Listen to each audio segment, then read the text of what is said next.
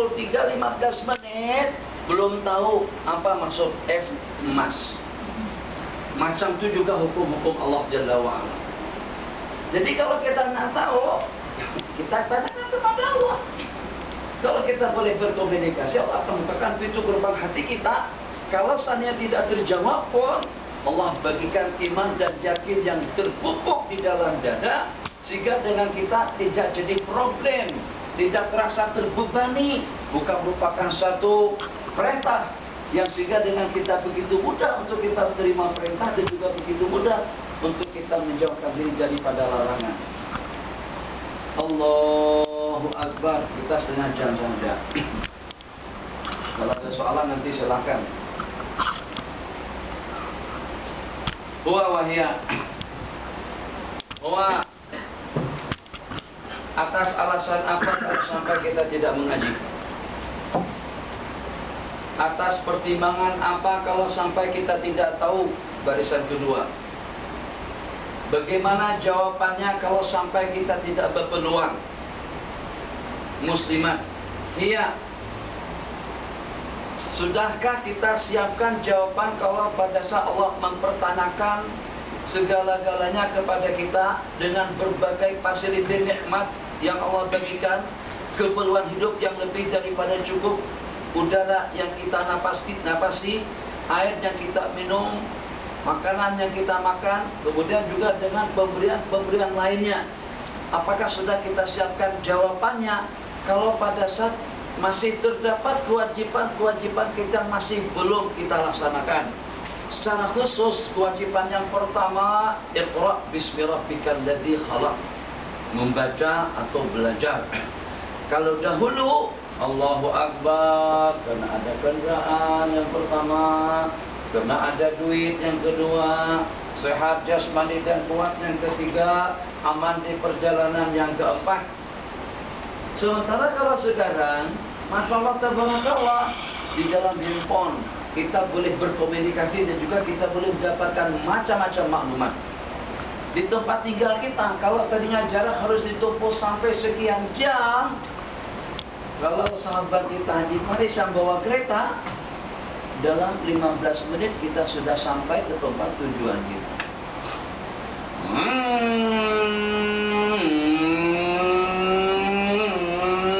180. Malantos jalan 190. Honda City 190. Kalau 190 maknanya dari sini ke Sungai Petani itu boleh kita tempuh dalam 20 menit. 1 jam 180, setengah jam 90, 15 menit 45, 15 menit sudah boleh sampai ke Sungai Petani. Alasan apa kalau kita tidak mengaji? Alasan apa kalau kita tidak ke masjid? Alasan apa kalau kita tidak berjamaah? Lebih-lebih lagi koperasi kita ini Masya Allah tabarakallah F1, that is one in one. F Mas ini Masya Allah dekat sekali dengan rumah Allah. Apalagi kalau azan Bilal kita yang satu tuh azan Allahu Akbar, kalau tak terkejut innalillahi wa inna ilaihi raji'un.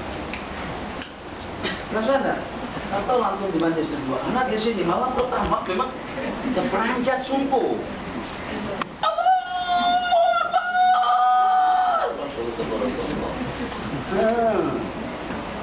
Itu satu peluang keemasan yang dengan kita Allah bagikan kemudahan, banyak kemudahan yang Allah bagi.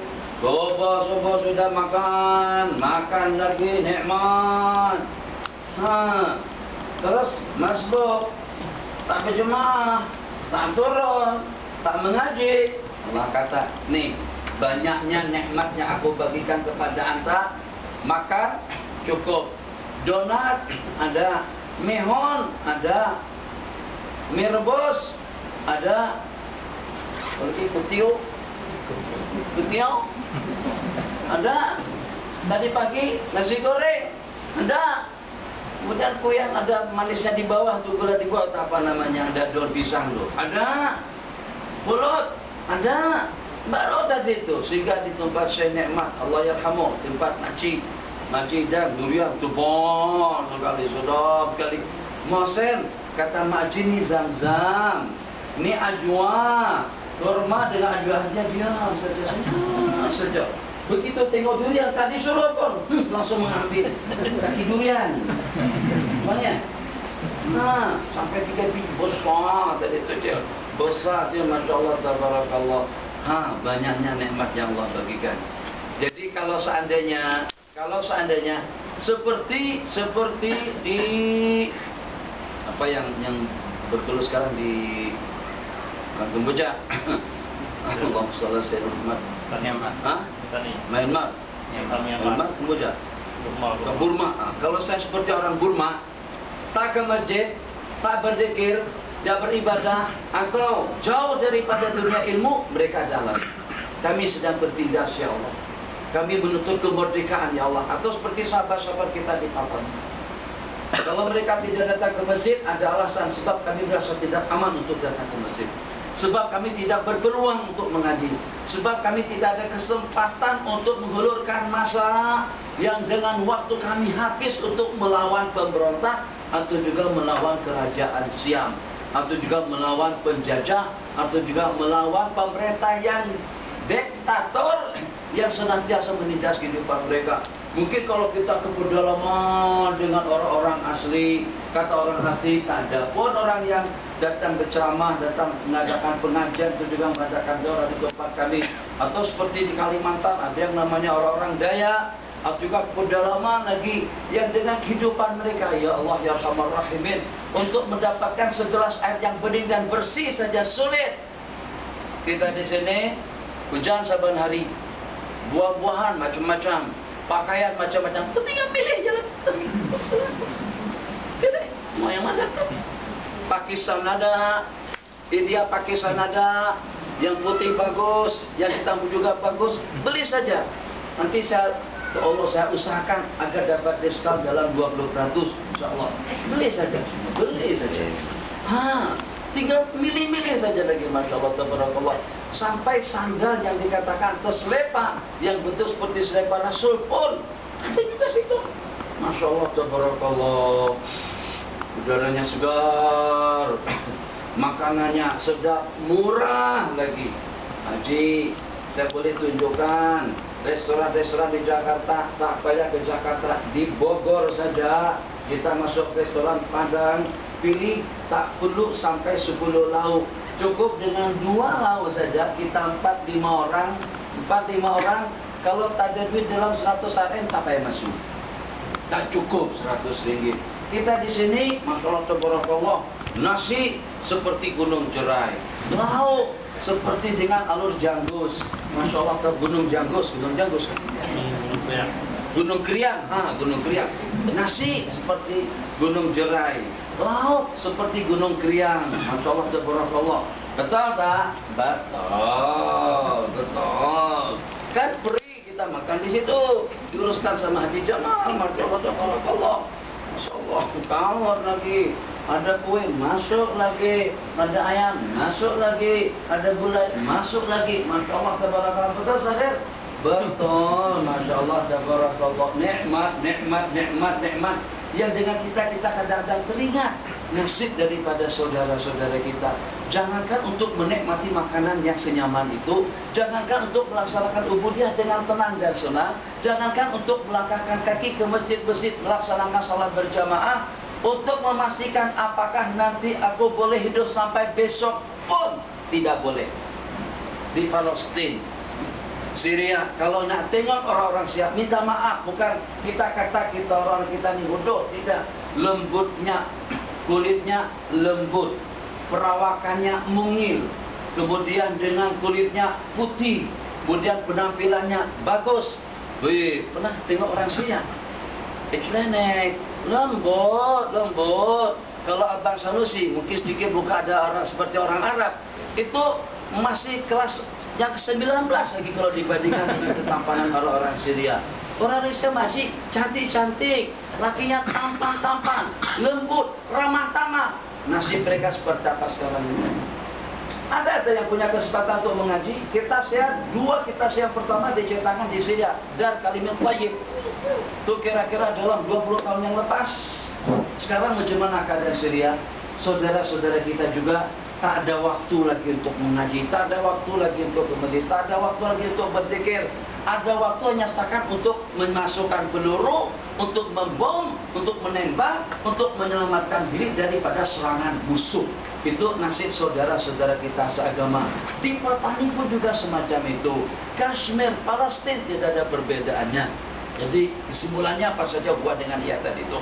Wawahia yang di sini harus dengan kita pandai-pandai memanfaatkan peluang dan kesempatan kita, di mana ada pengajian, di mana ada majelis zikir, di mana ada majelis ilmu, di mana ada peluang untuk kita berubudah kepada Allah Jalla wa Ala. Maka jangan sampai peluang tersebut kita lengahkan, sebab peluang itu tidak tentu untuk selama-lamanya, tidak selama-lamanya.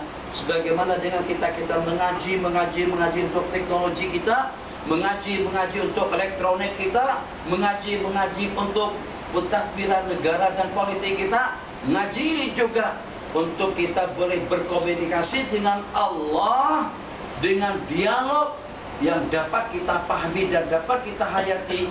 Alhamdulillahirabbil alamin. Betul-betul paham bahasa komunikasi kita pada waktu kita berbual-bual dengan Allah Jalla wa'ala. Makanya itu Bang, kalau kita tak menghayati macam itu kita terbawa-bawa mata. Jadi nasihat khusus seperti yang anak katakan tadi pagi, saat saja kita lawan, kita jabat, kita harus boleh paham Al-Quran, harus boleh membaca dengan baik, harus boleh paham bahasa komunikasi kita dengan Allah. Bahasa saya dahulu, kalau kita jadi setiausaha atau jadi sekretaris pribadi salah seorang pengusaha yang dengan gaji ditawarkan bulanannya tidak kurang daripada dalam 1 juta Rm. Mau kerjanya tak banyak mana saja, hanya setakat mungkin menyusun file-file tertentu, hantar, kirim, kerja kita di pejabat. Gaji tidak kurang daripada 1 juta Rm dalam 1 bulan. Mau. Tapi syaratnya harus menguasai bahasa Jepun dan menguasai bahasa atasan kita. Kita punya atasan kita orang asli. Harus pandai bahasa orang asli. Demi Allah, kalau gajinya sampai 1 juta, ada dalam berapa ribu ramai yang mengajukan permohonan untuk boleh bekerja di situ. Sebab kita hitung 1 juta sebulan, setahun 12 juta. 12 juta porsi hanya 600 ribuan saja. Tak mahal mana. Banglo di Sungai Petani masih ada yang sekitar dalam 700-an. Kalau yang porsi second hand dapat 400, baru 1 juta habis. Masih ada 11 juta lagi. 11 juta buat apa? Kita nak buat masjid sendiri, buat masjid kecil 1 juta. Masih ada 10 juta lagi. Perabot sebab daripada jati. Masya Allah, tabarakallah. Kita nak buat yang pelik-pelik untuk bilik tidur kita. Jadi bilik tidur kita dandan dengan berlian, dengan zubarjat, batu-batu permata yang berharga. Masya Allah, biar khayal saja, pikir saja macam mana kita nak buat bilik tidur kita. Duit banyak, Masya Allah, tabarakallah. Pasti dan pasti, agar kita boleh bekerja terus dengan majikan kita tadi itu, kalau memang kita harus menguasai bahasa dia, bahasanya kita kuasai. Kalau memang kita harus mempelajari sastranya kita pelajari. Kalau kita memang harus pandai berpuisi dan menyanyi lagunya orang asli, kita akan menyanyi lagunya orang asli. Rentaknya orang asli, zumanya orang asli, kamusnya orang asli. Sampai di rumah dia tuh asli turunnya. Tulisannya, Masya Allah. Macam tu. Takkan Allah yang bagikan segala-galanya yang berharga kepada kita, tapi bahasa majikan sang pencipta kita tidak mengerti. Taksir tak kita, salah tak kita, wa'iyah sama kewajibannya. Bukan orang yang mengaji agama saja yang berkewajiban, yang tidak mengaji agama pun juga berkewajiban. Sebab itu bukan bahasa asisten kita, bukan bahasa staf kita, tapi bahasa sang pencipta kita. Takkan dengan kita tidak mengerti dengan bahasa atasan yang seketika dengan kita berada di bawah perlindungan, pemeliharaan, taufik dan hidayahnya. Hadza wabillahi taufiq. Itulah yang ada soalan. Sehari ini cadang nak pening tak jadi. Mungkin tu telah ada pertanyaan, jadi itulah Bang Sanusi. Ada Muslimat. Ya, kita berhenti.